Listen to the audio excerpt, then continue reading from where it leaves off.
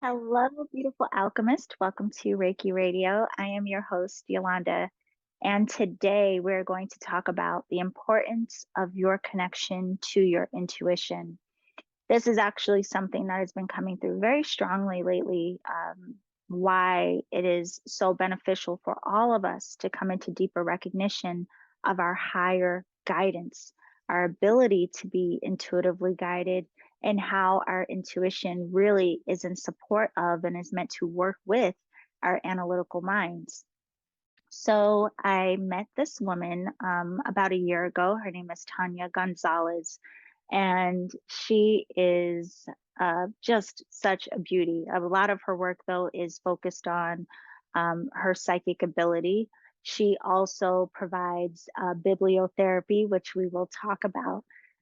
But we had a beautiful conversation that I am so excited for you to hear because she really does put a lot of emphasis on why this is important. Also, how your devotion into practice can help you go deeper into connection with your intuitive nature. So, in the conversation, we also talked about one of the cards in my oracle deck. And I just wanted to remind you because a lot of people have asked, like, oh, how did you go from Reiki to oracle cards? And my intuition and my practice of Reiki are not separate from each other. In fact, I recognized that I was intuitive but didn't understand it prior to learning energy work. Once I started meditation and Reiki, that just opened up. And then it became something I sought to understand. So I started using and learning how to work with oracle cards. I took intuition classes, psychic development classes, mediumship classes, all of these different ways of trying to understand how my intuitive nature, my intuitive mind was translating all kinds of things and informing me and how this could really serve me on my path and what the purpose of it all was. So, Reiki in of itself as a practice actually expanded this for me and made me curious in a lot of ways. But it's also why, partially why, I wanted to create an oracle deck because it was so helpful for me. This tool, this way of allowing my intuitive mind to translate for me what it was that was coming through, what it was that I was picking up energetically, what it was I was perceiving, whether it was about my life, situations, whatever it may be.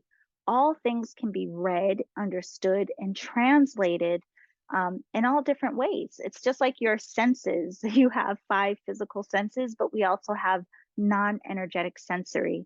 And that's something I'll come back to talk to you about another day, how that really is like a higher expression of our ability to translate the seen and the unseen.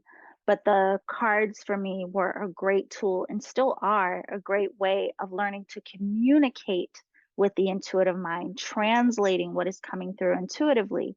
And so, if you would like to learn more about my oracle deck, it is called the Energetic Alchemist Oracle. It is tarot inspired. You can go to my website, theenergeticalchemist.com, and get your copy. It is a limited edition. By the time this episode airs, the classes for the cards will also be available. So if you want to take classes with me to learn how to read intuitively or even how to become an oracle coach, go to my website, theenergeticalchemist.com.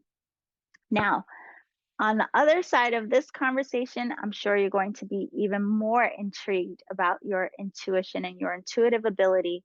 If you want to learn more about Tonya and her work, be sure when the interview is over, go down into the show description, click on the links. You can learn more about her, work with her, and even find out more information about her book.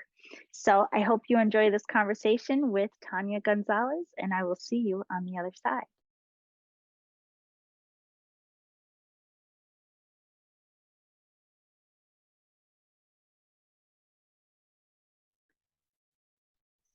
Okay, everyone. Today on Reiki Radio, we have the beautiful Tonya Gonzalez. And Tonya, I was telling you before we started recording, I am so excited to have this conversation, to learn more about you and your work, but especially having this conversation around why our intuition and relationship to that matters so much. So thank you for coming to spend this time today. Oh, I am so grateful, beloved Yolanda. It's been a pleasure since I met another woman of color, more women of color who Yeah. enjoy and use Reiki for their day, for their practice as a part of their work. That was something that meant so much to me. So it really is about just being in community with sisterhood. So thank you so much for having me. This is one of my favorite subjects. Oh, my love, thank you. Oh, that we could have gone on a whole nother tangent just from that. I do want to point this out because of a friend of mine who I've interviewed before. He mentioned in, listening to some of the recent interviews, he said, wow, there really is a lack of representation in the Reiki community as a whole in terms of like what you see in the mainstream Reiki community. And so he was really excited to hear on one of the podcasts that there was this melanated Reiki conference that existed. He's like, that's a thing. I said, yes, yes. I was excited when I found Yeah, out too. So yeah, beautiful to have you here and um, just having more exposure for people doing this work. So thank you, my love. for So just sure. like I said, this topic of intuition is a really hot topic for everyone. And, people are drawn to coming into relationship to their intuitive mind for different reasons. A lot of times it's just like, I want to know what to do about my boyfriend, like these kinds of things. But there's so much support we can gather in this. And so hearing from you, and people will learn why, I thought you were the perfect guest to share with everyone. Could you give us a little bit of background of how you even came into recognition of your relationship to spirit and being an intuitive psychic channel? Oh, such a great question, beloved Yolanda. So, I was an intuitive child, and I knew that I would know things. I would sleepwalk, I would wake up screaming, the bubbles were chasing me, and things like that. And I had always known that I had something. I just didn't know what it was. And I was dispelled as, oh, she's just having one of those dreams. Is she telling the truth? So I really kind of always thought something was wrong with me. And it wasn't until I was old enough to start going to the library and one of my favorite things and start discovering that no, in fact, I was having lucid dreaming experience. I was having past life regression experiences, and intuition really was the key of all of that, because what we don't know about intuition is that it is the highest form of intelligence. We've been taught that our logical, rational mind, this mental, this brain we have, which is so amazing, it is an amazing computer, a supercomputer. It can do and can be molded into whatever we want, but intuition is our highest form of intelligence. And so it was through trial and error, really, bumbling through life. What am I meant to do? What am I meant to do? And then I read Eat, Pray, Love. I had been working as a school librarian. I had been a librarian for many years and thought, oh, I'll just retire into this. And so I read Eat, Pray, Love, and that ignited something in me, that little girl that wanted to wander the world, and that teenage rebel who knew she had more to give than sit at the desk. And so I quit my job. I quit my job and to pursue becoming a yoga teacher and a spiritual life counselor. And that set me on the path of really listening to my intuition, because once I quit my job, I had nothing but my intuition to listen to, because I was a single mother and I Mm. had to take care of my daughter and myself. And so I said, okay, spirit, you've told me that this is what I should do. And so I'm going to follow the guidance that I received. And that's really how I've made it where I am. But the biggest thing that I noticed was really making a decision to do so. It takes that shifting from the rational, logical mind to say, I'm going to follow my intuition no matter what, even if it sounds crazy, which I'll tell you more about what that means in a little bit. Yeah, well, this is the thing. I mean, even hearing you say that and the bubbles chasing you, I was like, oh, I love the description of that at a young age. A lot of people do have, some experiences, even flashes of the unseen. And when we're young, and then it shuts down, though, for a lot of people as they get older. And I wanted to talk to you a little bit about that because it's interesting that this ability that's part of our natural design that could be nurtured is often shut down. So through your work and just, I mean, through your research, I'm sure even as well, like, do you have any personal thought or feeling around why culturally we started shutting that down instead of nurturing it like some of the ancestors did? Oh, this is such a good one of my favorite subjects. It's decolonizing spirituality. We Mhm. have to decolonize spirituality. Just like Christianity was forced upon our people, so was being connected to your higher self. You know, the old gospel, the slave songs that they sold, those songs were sang to try to keep that spiritual connection. And eventually it got lost because of the struggle, Right. because of the need to survive. So that intuitiveness got lost. And because then Christianity replaced it, it started becoming, oh, that's over there, we're over here. And that really started during the enslaved times, because you went to the root or the herb woman or the medicine woman or the doula because you couldn't, there was nowhere else to go, Right. right? And then it became she was deeper in the woods because nobody wanted to admit you were going to her instead of going to the church and being on your knees and talking to the pastor for hours, right? So no one wanted to, because again, it was conditioned in our minds to believe that Christianity was our savior and not our spirit.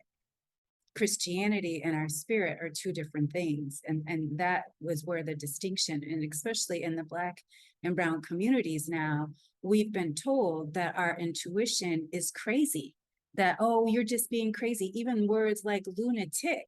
Lunatic means you were connected to the ocean, or I'm sorry, the moon. You were crazy about the moon. But why is that? Because we have heightened intuition at the moon, just like the tides rise. I mean, it is fascinating to see how much more water comes during a high tide versus a low tide.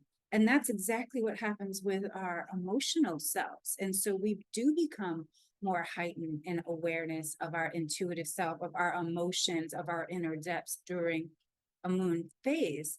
And our beloved ancestor, and I say ancestor, star, Harriet Tubman, her journey all those times through the Underground Railroad was an intuitive guided experience. She would fall into fits, they called it, which Mm. was actually narcolepsy, and receive a divine guidance, go this way, go that way, because she had no light, no torch. She had no phone, no Google, no map. She only relied in completely on her intuition to make that journey back and forth 107 times, if I'm not correct, if I'm not mistaken. 107 times she used her intuition, her narcoleptic fits, they called them. They were fits, they just said, to save herself, her family, and other enslaved people. But see, that was swept under the rug. Another one of our beloved ancestors, Sojourner Truth. Many people do not know that Sojourner, the abolitionist, the Ain't I a woman, the truth about Sojourner that most people don't know is that she was a spiritualist medium. And once she learned English after she came over, because she only spoke Dutch, her first owners were Dutch. And so she only spoke Dutch. And so when she came over and then learned the English language, she then realized, as the people that owned her at the time were spiritualists, and so she started understanding the spiritualist principles and experiences, to the point that it reopened her third eye, and her mediumship came through. And in that mediumship, she became highly known as an intuitive. So much so, the Kellogg family decided to make her a part of their home as their spiritual advisor. And most people do not know that she was with them as they grew and created the Kellogg fortune, and is in fact buried in Battle Creek, Michigan, amongst the rest of the Kellogg family, because they wanted Wow. to preserve their connection to Harriet in death and in life. And so that is where she ended up, in Battle Creek, Michigan, all the way from the Netherlands, from Holland, um, to serve then the Kellogg family in building their fortune that is still, as we know, immense to this day. And she is buried in their family crypt. And so it has been both Harriet and Sojourner's spiritual and intuitive connectedness that reminds us of how powerful it really is. And this is why they don't want us to know that. Wow. Okay. So this has gone a whole nother direction because I love what you bring up. One, I mean, obviously, those stories are very powerful in showing the importance of our connection to spirit and our higher guidance. But also, you bring in the whole conversation around because a lot of people may not be familiar with or even think about how religion was really brought to so many different countries and cultures because of colonization. But prior to that, these different um, countries and ancestors for all different places around the world, they had these ancestral practices. And now we see with a lot of different cultures, people trying to reconnect to the roots of their ancestry and what was the more like the roots of what was practiced prior to Yeah. colonization. African And spirituality, that's what that is. African right. traditional spirituality is us. I mean, if it's going to be having a label, that's what it is, right? Mhm. And so that's us really getting back to our roots, our Sankofa. Yes. And this is the thing though. So you see this a lot within our culture, but you see it across the board. Like I see a lot of people wanting to reconnect to like I don't know, like I'm thinking of the druids and their Yep. maybe Celtic practices, Yes. everyone across. But a lot of people don't know that yes, the people who were enslaved and brought here, they had their own spiritual traditions and those were literally not just beaten out of them, but to the point of what you were saying before, there was a lot of shame around, connecting with the medicine women and the people who did these practices that were rooted deeply into our culture. And so then there's all of these stories and this fear around what was older than even the religions were. And now there's this shift in consciousness where people are really trying to get back to the practices and understanding. And I think that ties in as well with this intuitive, I don't know what to say, like maybe expansion that's happening collectively where It people are is. feeling called back to The this knowing and this Sankofa. understanding. The Yes. Sankofa. So could you talk a little bit about that? Like even what you're noticing in this call to return to this deeper level understanding. Ah, thank you for asking. This is because we are in the age of Aquarius, and as an Aquarius, you know that. But the age of Aquarius, we're in the middle. If you look at, so this year, the numerology for 2022 is number 6. It's about unity. And we think that's about collective unity outside of us, the humanity connecting with the animals. But really, it's about unity within ourselves. Mhm. And so unity and within ourselves, what does that mean? That means then we are coming in alignment with ourselves. Once we've come into alignment with ourselves, we're able to access our intuition. So 2023, we add those numbers up together, that equals number 7. We know that 7 is the highest vibrational spiritual number. So we're moving into a spiritual year.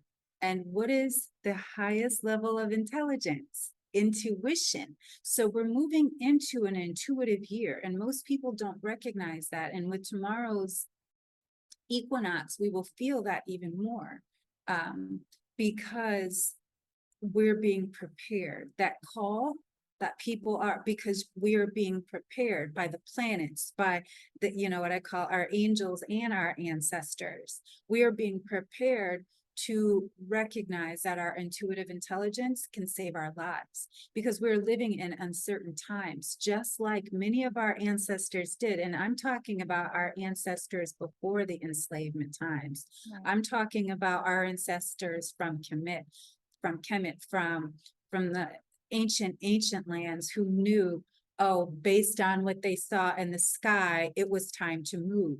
Based on what they felt from the animals, it was time to harvest, to plant. That is how we have all of the systems of understanding. It comes from years ago. And so what we're now doing is reestablishing some of those ancient practices, like the Gregorian calendar. The lunar calendar is 30,000 years older than the Gregorian calendar. This is why so many of us are being drawn to come back to the lunar living, because we know that that is our real cycle and our pattern. The Gregorian calendar is white man made. You work from 9 to 5. You have vacation Saturday and Sunday.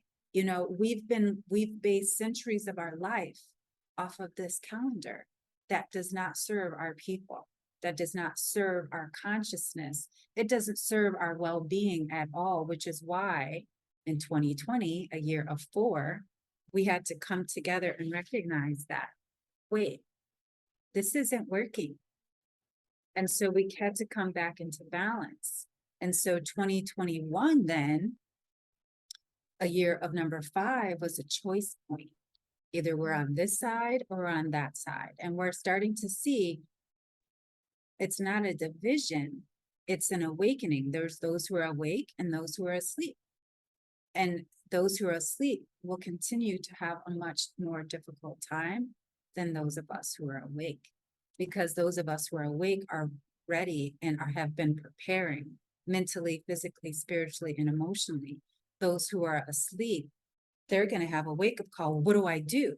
And so those of us who have been focusing on harnessing our intuition, we will be ready to truly understand. Don't go that way. Do this. Go there. We live in uncertain times. And in uncertain times, there is nothing you can rely on. There is nothing out there that is going to support you more than your intuition. Another thing is that, we just had an earthquake here. I live in Puerto Vallarta, Mexico. And so we just had a huge earthquake. I had never felt anything like that in my life. Wow. And it really brought up for me the power of Mother Nature. And in saying that, it was again, that intuition. What do I do? And Spirit just said, be still. Be still. If you need to move, we'll tell you where to go and how to go, right? Right. And that's what we have to get into that. Because what happens if they shut the Wi-Fi, the internet down, the electricity go out? What are we going to rely on? So many of us rely on our phones for everything. Right. But what happens if you don't have the phone? What happens if we don't have these man-made things that we now call our lives? What are we going to rely on? Our intuition. What's something that no one else can take from us? Our intuition. And so once we turn it on, it's up to us to keep it on and to make it stronger. So I hope I And answered your question with yes, all no, of you that. did. No, listen, everything you're saying, I'm sure light bulbs are going to be going off for everyone. I think it's a very important conversation, but especially what you just said at the end. I mean, once that's turned on, the sustaining of that. And you remind me of, especially because we talk about Reiki a lot here, and for everyone to know, you also are Reiki master, or you practice Reiki as well. A lot of people try to keep intuition very separate from the practice of Reiki, but most people will tell you in the experience of practicing become a clearer channel That's right. of higher consciousness, you naturally become more aware of your intuitive knowing. And people have many experiences of starting to see and feel the what we may call the unseen in deeper ways. And I think there's no coincidence there that you start bringing yourself into alignment to this frequency of higher consciousness. Then all of a sudden, your divine eye starts to open, widen. But to your point too, we have to nurture that. So I want to ask you more about that. Let's get into how we work with our intuitive minds and go deeper. But I want to back up a little bit and ask a little bit about your story, because I know that even at some point you were voted like the number 3 psychic in the world. You also do psychic mediumship. So how did that come about with you being voted the number 3 psychic, but also your connection to mediumship and what that means to you? Because a lot of people question what that is, and is that different than intuition? Absolutely. Okay, so I'll dive into that first because Okay. that leads into my story. So the the psychic mediumship, as I said, as a child, I would sleepwalk and have these visions. And so that's how I knew I could connect to another world, the invisible, because I had a very clear vision that I had drowned. And the reason that the bubbles were chasing me, as you can imagine, I was drowning, and that's what Mhm. I saw. And so when I did a past life regression, I don't even, it's got to be over 20 something years now. And I remembered that, and it came through very clear that I had drowned in many lifetimes. And so this was the one that I remembered the most. The reason I'm bringing this up is because that's what mediumship is. It is being able to connect to the spirit world. Being a psychic is being able to connect to the unseen world, right? And so the spirit world and the unseen, they are very much the same, but and also different, because the spirit world is ancestors, it is cosmic beings, it is energy experiences, right? Mhm. Psychic energy then can come from anywhere. It can come from angels and ancestors. It can come from planets. It can come from however spirit decides to bring it to you, because we all have these gifts, but some of us have them at a higher level. It's just like a mother. No matter where she is, if something happens to her child, she can feel it deep within her spirit, because we know this. Same thing with the twin. And so having that psychic sense, I wanted to know more about what this was. And so as a teen, I started tarot, I started astrology. I've always been into these type of things, crystals, all of it. And so I just really was like, I know there's more to this for me. And that's how, when I stumbled upon Eat, Pray, Love and that whole thing, I was like, now I understand the message. This is the work I'm meant to do, because it reawakened that part of me that was my most powerful part, because I was a librarian, thinking I'm doing the right thing, and I quit all of that in order to pursue something that was completely unreliable and unseen. This is 15, 16 years ago that I did this. Nobody was talking about tarot, and Black women definitely weren't talking about being psychic, 15, 16 years ago. I've been called the devil, a charlatan, all kinds of things. Yeah. And how I started is I was reading tarot cards in a coffee shop for $1 a minute and outside of Chicago, where I'm from. And I had thought, oh, I'll just read tarot cards on Thursday. I'm going to teach my yoga classes. I wanted to be, a well-known Black yoga teacher. I mean, and this was 20 years ago, right? And so I was like, yeah, I want to be known as a Black yoga teacher. And so the tarot was like just a supplemental thing. And so then I started getting people calling the coffee shop, and then somebody called the newspaper. And then I started, getting booked for parties. And then it was Craigslist because there was no Right. Facebook and all of that. And so before long, I was like, wow, I have this clientele of people from really all around. And then I had a radio show. So then it went bigger. Then YouTube started. My first video is still there. And so in 2000, I think 8. And so then I did a YouTube video of tarot readings, for the week. This is your weekly tarot forecast. And then in 2011, so my first official website for Tarot Life Coach, my first business, came out in 2009, the year my daughter graduated high school. And so by 2011, I was invited to participate in the International Psychic Challenge. I had been waitressing at several restaurants in Key West, Florida. I still had my radio show. I was doing clients. And then I get this strange email from Europe asking me to come to this tryouts. And I was like, this is a scam. And I had one of my European friends, because it was in English, but very bad English. And so that was a trigger, a red flag.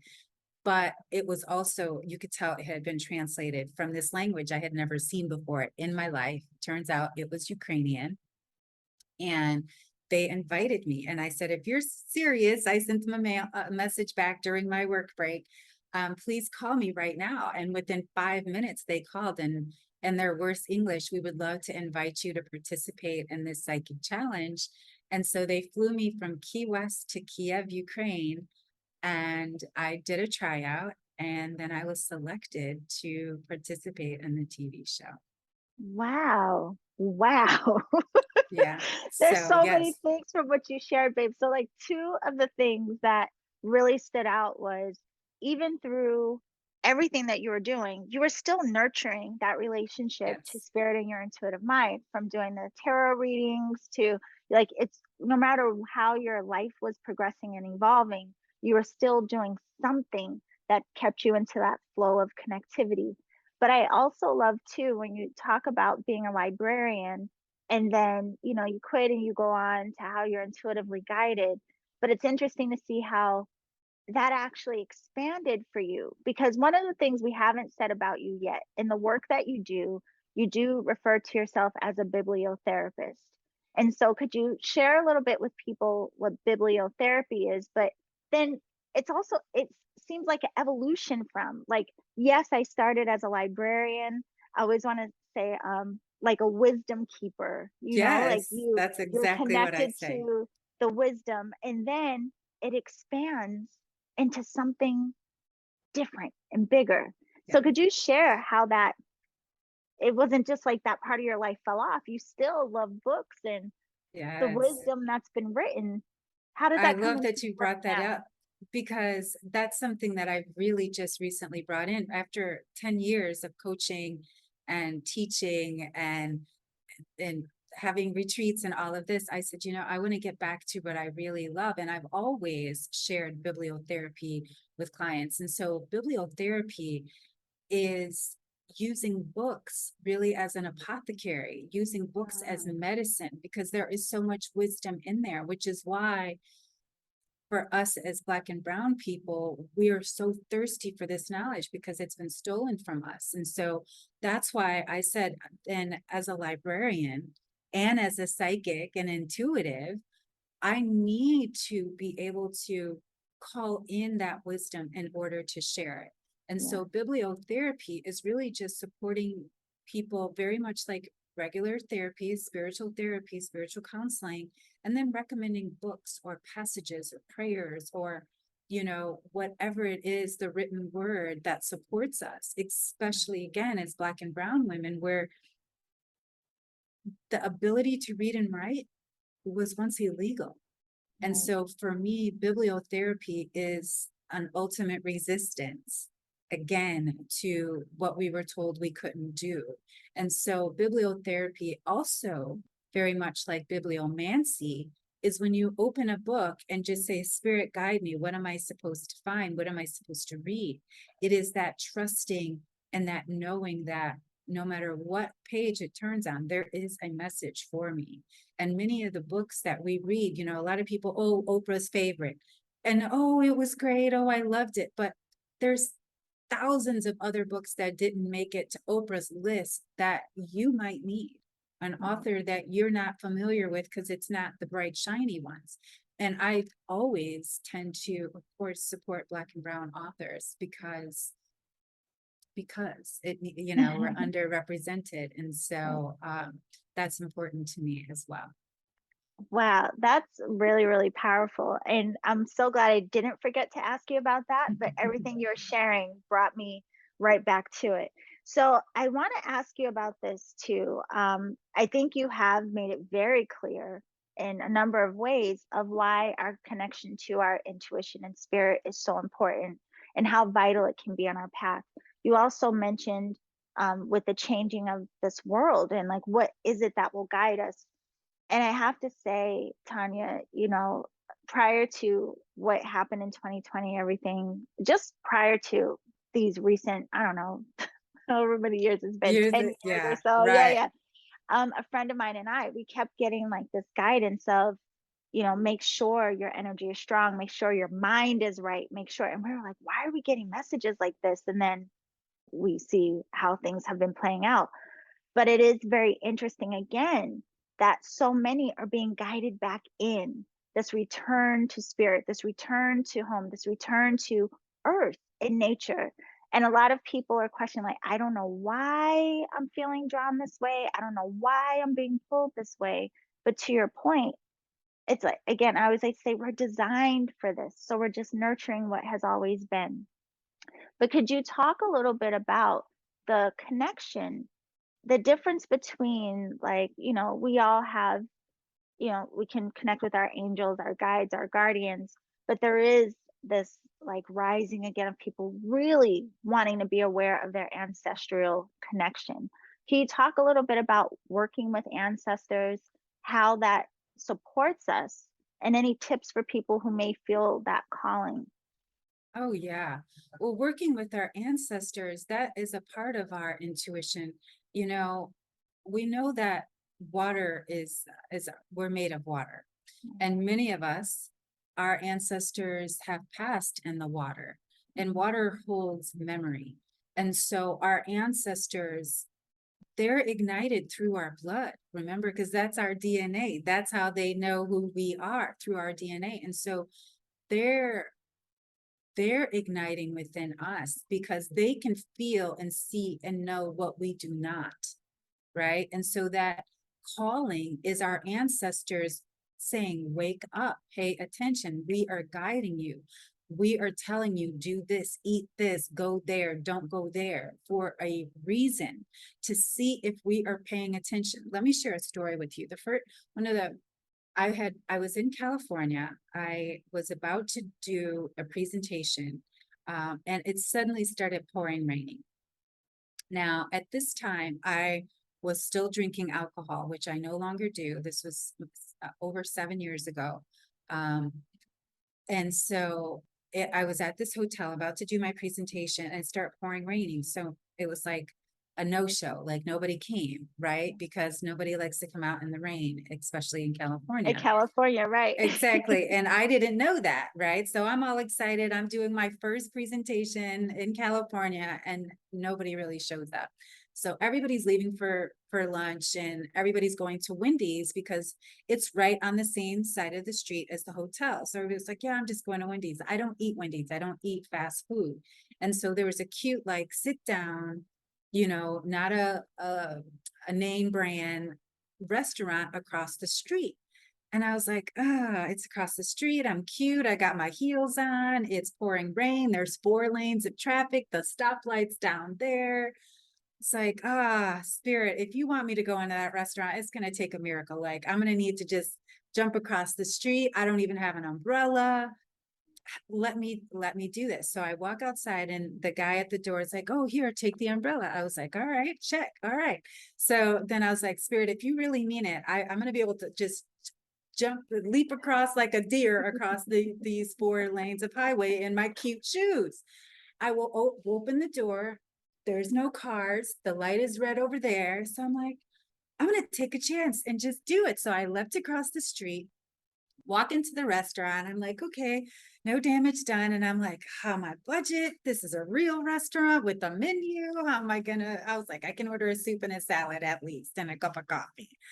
And so I finally shake off, I sit down, and I'm like, okay, spirit, here I am. You got me over here. I'm looking around. Is somebody here I'm supposed to meet or something? And clear as a bell, you listened. And I listened. And it was that you listened. You followed the directions. Now keep it up and we'll keep giving you more guidance. And I was like, all right, I want to get out of California. you know? And so before long, I was out of California. But see, that is it. Spirit will give you the nudges so many times. And if you don't listen, just like any muscle, what happens? It atrophies. Yeah. It atrophies. We know this. Our body will go into atrophy if it is not used. And so, tips: listen to your intuition, meditate, breathe, read. Did you know that reading, one of the reasons that they kept it from enslaved people, because it inspired intuitive thoughts and guidance and remembering of who we really are. Why would they have made it illegal? Because it brought in higher consciousness. It brought in higher ideology, the ability to be able to write, right? So read. And I should tell you, the world's wealthiest people, and I'm not just talking about those people on the Forbes list, are readers. They commit to at least an hour of reading every day. Because why? It brings you to a cosmic connection that is beyond. How many times do you read a passage or something and you read it a couple times and you're like, I got to write this down? That I felt that. Right. That is what reading can do. And so meditate, breathe, be in nature. Find out what is your element. If you know you're supposed to be in the mountains, go live in the mountains. If you know you're meant to live near the ocean, live near the ocean. Be near your element, because any other time you're working against it. In cities, get out of the cities. Cities are where we are disconnected from nature. Cities are where we lose sense of self, because we're stacked on top of each other, right? Where's the greenery? We all go to the city and look for green. There is no green. It's all concrete. And that's how our signals get lost, because nothing can go through cement. We know that. And so that's why cities are places of violence and crime, because there is no high vibration and it's intentional. And so that's why when people come on vacation here to Puerto Vallarta or places, where do they come to? Most people come to vacation, go on vacation either to relax and enjoy the sun and nature, or they go somewhere to elevate and evolve their selves in a learning experience. That's what we consider vacation, either evolving or relaxing. Imagine if we did that for ourselves on the daily: evolve and relax. Yeah, that's amazing. I just can't believe, listen, Miss Gonzalez, okay? Because this conversation, I could talk to you about 20 different topics just from what you're sharing.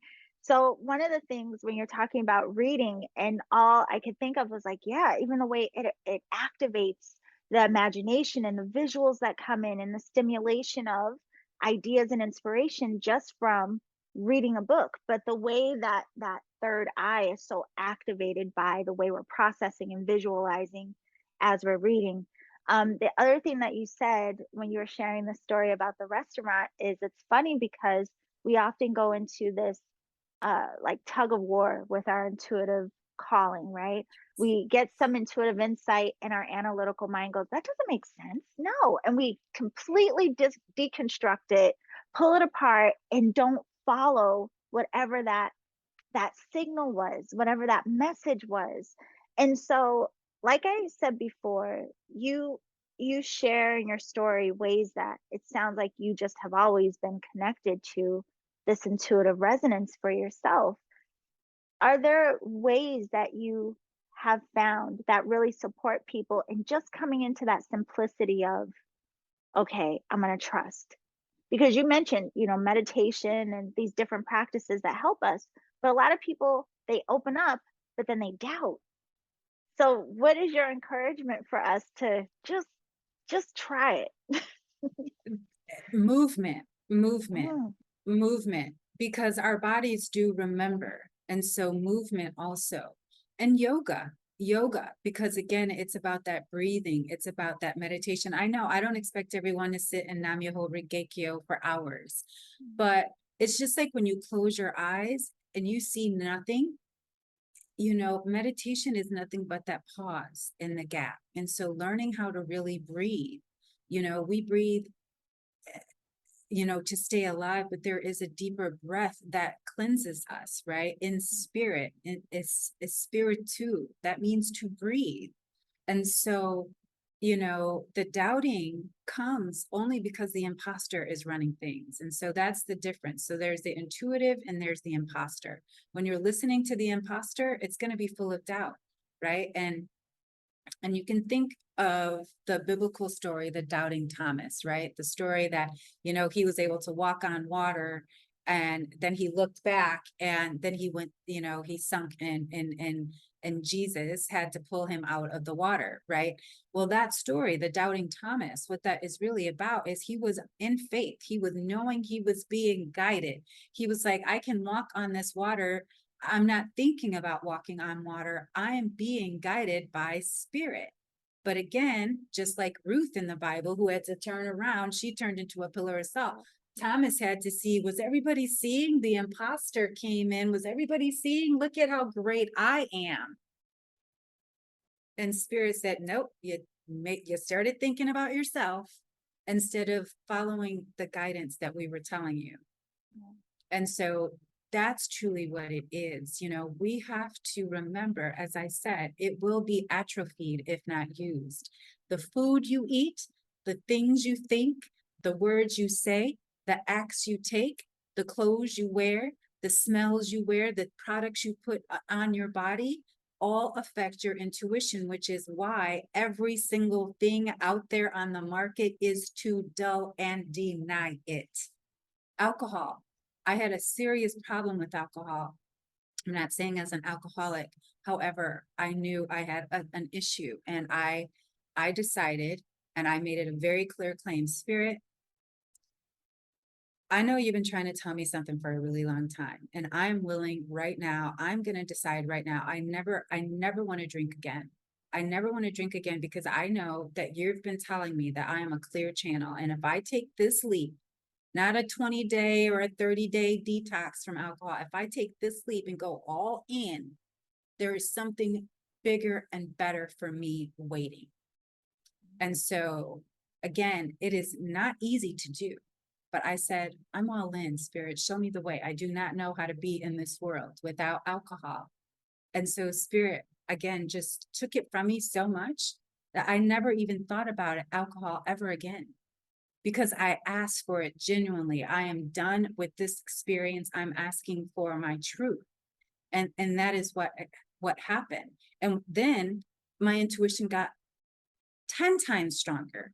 I can't even tell you because then I truly became a channel for spirit. Now, do I falter? Absolutely. I'm human, but I serve spirit. I do not drink. And so therefore, if someone calls me, Tonya, my baby is sick, my grandfather passed away, I'm feeling something happened, tragedy in the world, I am available and ready for spirit at all times. And that was what I said I would be. If you allow me this gift, I will serve in this way. And so it wasn't a trade-off. It was this is my new sacred contract. Yeah. Oh, I like that. My new sacred contract. And the visual is getting when you're sharing that because a lot of people struggle with just that idea of like, well, how am I going to figure this out? I'm not intuitive, or I'm not as intuitive. The comparison comes in, all of these things that really start to put people in this huge doubt before they even begin to recognize It's the what their own imposter. ability is. Yes. And so you reminded me of, going to school. I don't know. There could be anything that's of interest to you, they feel a calling towards, but you have to study, you have to practice, you have to implement. So why would this be any different? I think a lot of Absolutely. times we're too hard on ourselves about we're supposed to be perfect from the start, instead of just starting where you're at, but staying consistent and allowing that evolution. So one of the things I wanted to ask you about this too is devotion to our spiritual practice, which you keep echoing as well, how important that is to you. But if you could also talk a little bit about helping people understand that this is really, you know, and you part of your ability and choice. It's Yes. not someone, someone has to give you some permission slip of, oh, yep, now you are. It's part of your design and your choice. So could you talk about that and how our devotion to our practice ties in?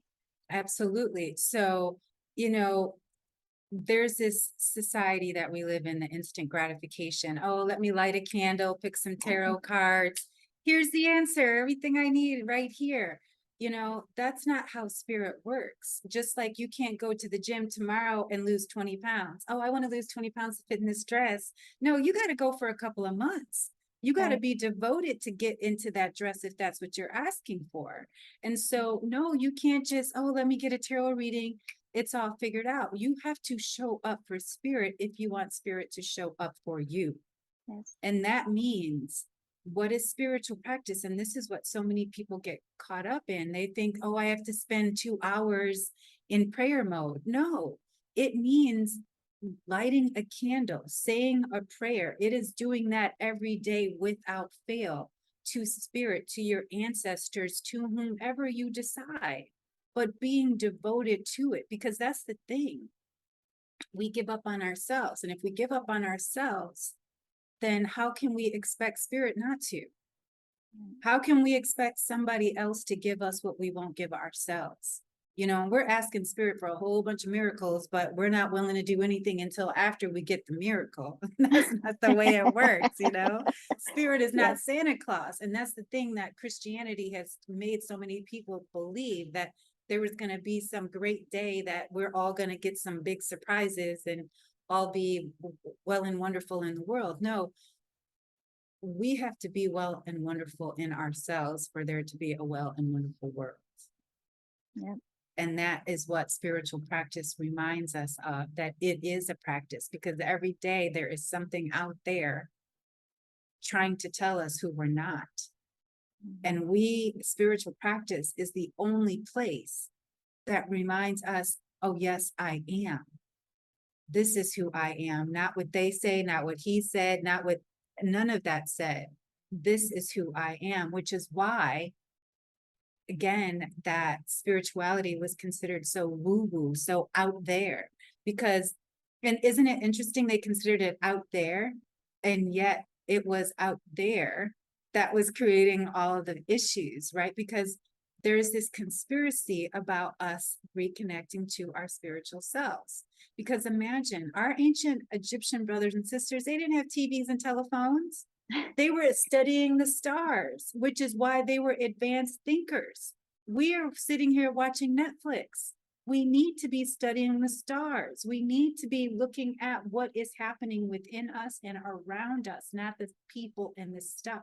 What is nature speaking to us? And that is what devotion really is. And that is where we're missing it, because we don't want to. We want to be distracted by our phones. We want to eat the food that is killing us. We want to talk about celebrities and worship them instead of ourselves. And so it's all those distractions are the reasons we can't connect to our intuition. I teach my clients and share with my clients and coach my clients that I don't want you to come to me for a reading anymore. I want you to know what you know for you. Mhm. Because sure, I can give you all the guidance, and every single time I do it, oh, you just confirmed for me what I already knew. because we do know. The thing is, we don't believe it. And so I share with women and men how to believe what they know. That is such a beautiful thing. Listen, my whole face is lighting up because I'm like, I can't believe all the directions this has gone and how much powerful information that you've shared. And it's already, I mean, the hour is already gone. I'm like, wait, didn't we just start this? Oh my goodness. No, but it is. I think, and this is why, again, Tonya, I was so excited to talk to you because I knew that this conversation would really put emphasis on people, the importance of us really like owning the fact that we are intuitive in nature and the importance of working on clarifying the channels that we are. So, with that, I do want to share with everyone more about the work that you do and how to connect with you because I do know that you mentor people. You have a mentoring program called She Knows. And could you tell everyone a little bit more about that? Absolutely. And thank you. So she knows is that you that does know. And this is one-on-one coaching where I work with you and have you go through your mental power, your emotional power, and your energetic power, because that is how you will get, pardon me, to your intuitive superpower. Because there's layers that we have to go through. And the biggest one is that mental block that says, who do you think you are? Why are you trying this? Because that imposter, beloveds, we don't recognize that imposter is built since school. The imposter is formed in our education. We start, oh, you got an A, I got a C. We start hiding it. We shuffle the papers under there. So the imposter knows us better than almost we know ourselves. And so that mental block, that has to come first. And then we can get into our emotional selves, where our triggers are, where our pain and our stories live in our emotional body, which is also intelligence. And then we get into the energetics, the Reiki energy. We get into, what energy am I putting out? What energy am I calling in? What energy am I cultivating and generating within myself? And that's how then you can come to the one she knows, the one who knows you the best, because you've cleared, and now you're ready to speak to her, which is why we get her in glimpses. We get her in glimpses because she's right there, like, I'm right here. I'm right here. Just listen. And we might get it for, oh, I got an intuitive hit, and then it fails because we don't continue the work. We just want it to be a one hit wonder, for when we want it and need it right now. But the truth is, our intuition kicks in when we're not thinking. And there's been studies, actually, as a psychic, I do, I love looking at research, and I know we have to go, but I just had an article come to my attention about what happens to the brain at the moment of passing. And everyone says there's like this time of reckoning or these flashes of your life. What that really is your intuitive intelligence revealing to you all of the things that that paths that you took or opportunities, people you met, and all of that, because the rational mind is turned off at that moment. At that moment, it's not about thinking how all of it's first of all of the thing is going to either the pain or the problem that's causing the actual death. And so that part of the brain is shut off. And so the intuitive mind is saying this and this and this and this. And that's why when people say, you don't want to have any regrets at death, Yes. because you get that moment of just all of the things in your life, the checks and the minuses, because that's what our intuition will remind us of. Just Yes. like I had that reconnection as a child when I was born, that I had drowned. And so the she knows brings all of that to you, because it's not about time, it's about recognition. I love that. It reminds me so much of one of my favorite stories, which I talk about all the time, the Egyptian mythology around death Yes, and the whole yes, story with Mott with Ray's yes, weighing of the feather against the heart. yes. And I always tell people like we didn't take it so literally. I mean, think about what burdens the heart Yes. and how that impacts us versus what could make our hearts light as a feather. And definitely in that transitional Yes. period, think of if we start that work now of unburdening ourselves and coming into that lightness, right? Yes. And coming into this higher guidance and awareness, that those experiences of transition would be something totally different and hit us in Absolutely. so many different ways. Yeah, that's And Ma'at amazing. is my girl too. Yes.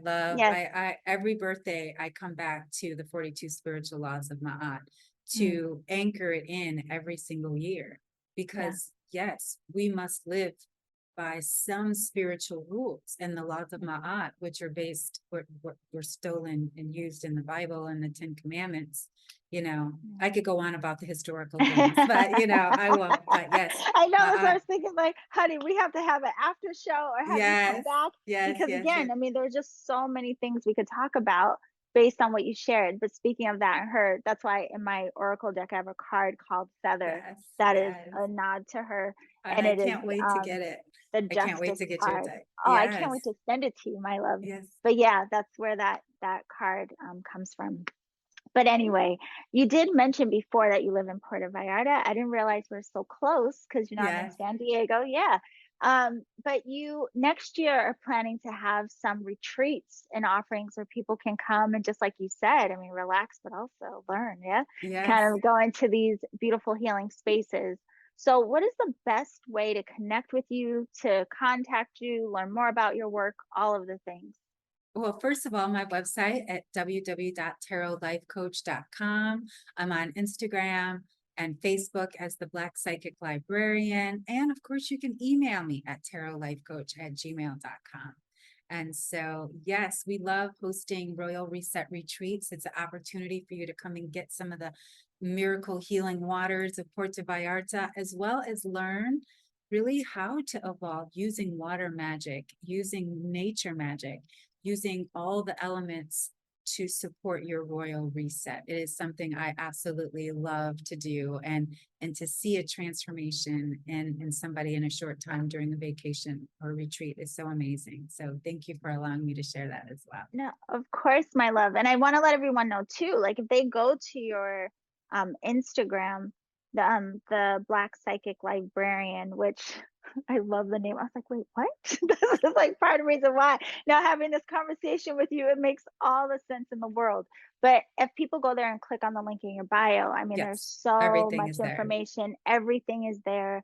I'll make sure I also have the link to the tarotlifecoach.com. So if you want to connect with Tonya right now, just go down in the description, click on all the links. You even have a quiz for people Yes, that they can yes. take. Take Yeah. your intuitive superpower. And I do have a podcast in production. So we're hopefully after Mercury retrograde, I'll have everything ready. And I didn't mention it, but I did just give you a little taste. It's called I'm Not Crazy, I'm Clairvoyant, the same name as my book, because I want people to also recognize that it is time for us to decolonize spirituality, but also normalize our intuitive giftedness and demystify Black girl magic.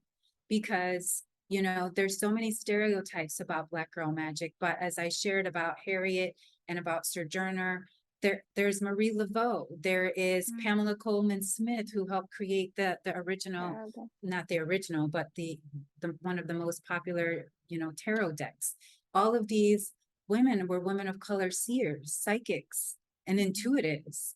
And so there's so many more stories that we don't know about. And it's time that we know those stories, not just for ourselves, but to remind ourselves that this is what we come from. This is a part of our magic. And it's okay for us to be intuitive. And it's okay for us to acknowledge our intuition truly as a superpower. So thank you for Well, letting me I'm share that. looking forward to that. So this is the thing because you and I are recording a few weeks before this actually airs. So I'll just say if prior to it airing, if you have the link or more information for that, we'll put that down in the show description. But either way, follow Tanya and you'll get the updates of when her podcast will air.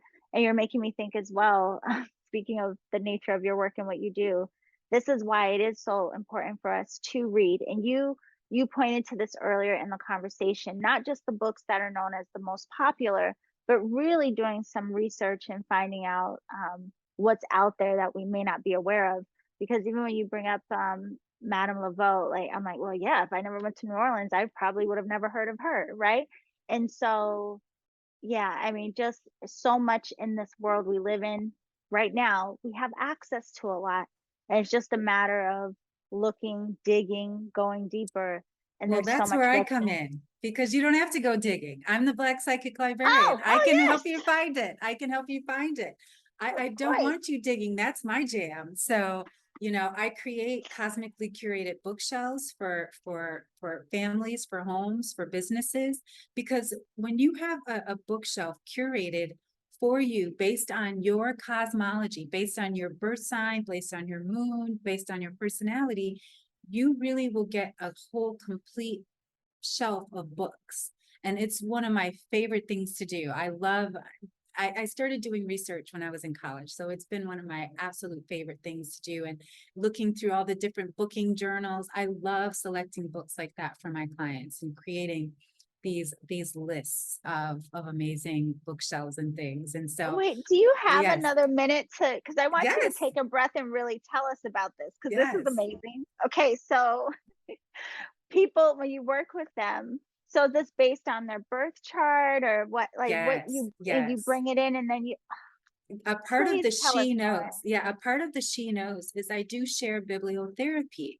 And in Mm, bibliotherapy, as I said, I can open a book and share some insight that is meant for you. But I take it a step further. And then I said, based on your cosmology, based on your birth chart, your natal and all of that, what books do you need right now? Again, this is therapy for you right now. So I'll give you an example. I had a client who has had a recent big shift upward. And she also just recently had a big fall in the bathtub. And so I had created this bookshelf for her called The Cosmic Reset, right? How apropos before this fall even occurred. And so a few of the books that I selected for her, one was about being well, one was about mothering, and one was about the divine feminine and her divine wellness. And so and she only knew she wanted audiobooks. So I said, okay, beloved, here's your list of audiobooks all available for you. And it was like spirit had me do that for her before her fall. So yeah. now she has access to this insight and information, this bibliotherapy, while she's healing herself, convalescing during this time, that are audiobooks that are already supporting her during this time. Another one, I have a husband, a father, an entrepreneur, and he needed books to better connect with himself, to help him heal some of his emotional trauma. So the books that I supported him with are male voices, a lot of them, again, audiobooks. And I don't just do audiobooks, but for men in the car, that seems to be the thing that they like. And his was called the um, Evolve in something, but it was about his up leveling. And so the choices that I made for him, he's really felt the connection at a deeper level. Like, oh my gosh, I didn't even know I needed this. And then hearing it from a male voice is also like therapeutic. You know what I'm saying? And Yeah. so we have that. I'll share one with you real quick, just to give you an example. So this is a book that I'm reading. God is a Black Woman Oh, by uh-huh. Dr. Christina McCleveland. Cleveland. And so I'm just going to ask Spirit. Okay, so I'm just opening the page. Okay. So we get page 222, 228, which we know is our favorite number. And so what I just got my eye on is hashtag do better. Our Lady of Side Eye's century-long existence makes it clear to us that the sacred Black feminine will not tolerate white male gods' shenanigans, not in the form of cultural ideas, not in institutions, not in individuals, and not in our religious and spiritual spaces. So is that not just what we were just talking I about? know. You see? And so that's why I bring that, because the books, they bring another level to Yeah. our learning and our healing and our truly understanding ourselves at a deeper level. And so that's why I bring in the bibliotherapy. Well, I'm really thankful that this came up, that you were able to share this with us, because I mean, that's beautiful. It's powerful. And there's a plane going by. I'm sorry. I Okay. don't know that I don't I can't think of a time I heard anyone share of working with people in this way. But the other thing that came up while you were sharing this, Tanya, is the beauty of that giving and receiving, right? Because a lot of what we're talking about is the importance of being open, being more receptive, getting that guidance. And I think through your work, you really highlight again how our guidance comes in many forms. Like you're guided intuitively, but guiding people also to that wisdom and the written word and blah, blah, blah, blah, blah. So spirit speaks to us through everything, through Through nature, through music, everything. through word, through Yes. this, through that. But it also brings up that beautiful gift of that's why it's important to then pour back in. So just like through you, you're very receptive, this open channel, but then you're pouring back out so that Yes. someone else may also be in reception. So we have these gifts of reception through spirit. We have these gifts of reception through spirit, even in the material realm, and this beautiful cycle of giving and receiving. That's what really highlights through so much of what you shared. Thank you. Thank Honey, you. thank you. This was an amazing Thank conversation. you. I am so thankful that you came today, Tanya. And for Thank you. everyone listening again, you have to go to her website, tarotlifecoach.com. Be sure to check her out on Instagram at the Black Psychic Librarian. Everything will be down in the show description. And I know you and I will stay in touch. Thank you so much, my love. Thank you, beloved.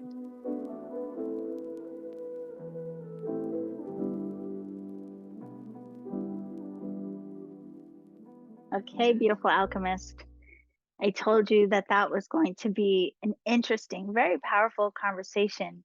And I always love these kinds of interviews that I can't even almost imagine the direction they're going to go. I thought we were just going to talk about the importance of intuition, but Tanya really shared so many insights that I'm sure have you thinking and processing and maybe being even inspired about different ways to work with your intuitive knowing, the importance, or even considering how you have been called forward to work in this realm of energy and what it all really means, what it's pointing to. So don't forget to connect with Tanya to learn more about her work and her upcoming podcast, which I will be looking forward to. Go to her website, thetarotcoach.com. And then also you can find her on Instagram at the Black Psychic Librarian. So all of that is down in the show description. Click on the links. Her website again is tarotlifecoach.com. I also want to remind you that if you want to learn to read oracle cards with me, specifically going into deeper connection with the energetic alchemist oracle, that really does support connection with the intuitive mind and how to translate the messages of your intuition, go to my website, theenergeticalchemist.com. And if you want to become an oracle coach, there is a class that will go with this deck as well. So learn all of that on my website. But for now, I just want to tell you thank you so much for tuning in to Reiki Radio. Thank you for being here. Hope you enjoyed the conversation. And remember to always journey in love.